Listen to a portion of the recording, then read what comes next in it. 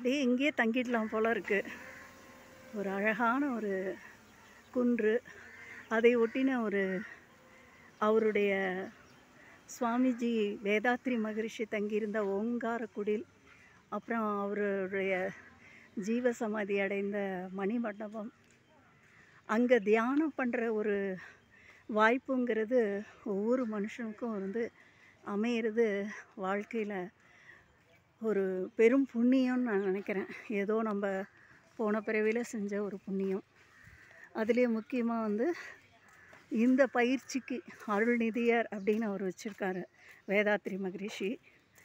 அந்த பயிற்சியில் நாம் நம்மளால் முடிஞ்ச ஒரு தீட்சை கொடுக்கலாம், பிறருக்கு உதவலாம், நம்மளால் முடிஞ்ச ஒரு தொண்டு செய்யலாம். இந்த பயிற்சியில் ரொம்ப அற்புதமாக இருக்குது. இந்த பக்கம் அவங்களே தோட்டம்லாம் போட்டு அதில் விளையிற காய்கறி இதெல்லாம் அவங்க சமைக்கிறாங்க. அந்த உணவுலாம் சொல்ல முடியாத, வார்த்தையில் சொல்ல முடியாத சுவை. வீட்டில் நம்ம என்ன தான் நினச்சாலும் இந்த டேஸ்ட் வராது. ரொம்ப எளிமையாக சமைக்கிறாங்க. அதில் அந்த காரம் ஒரு அளவாக இருக்குது, எல்லாமே அளவாக இருக்குது. ஆனால் சாப்பிட்றதுக்கு அந்த உணவு சாப்பிட்டா நம்ம வயிறுக்கு எந்த தொந்தரவும் வராது. அவ்வளோ அற்புதமாக இருக்குது. அற்புதம்.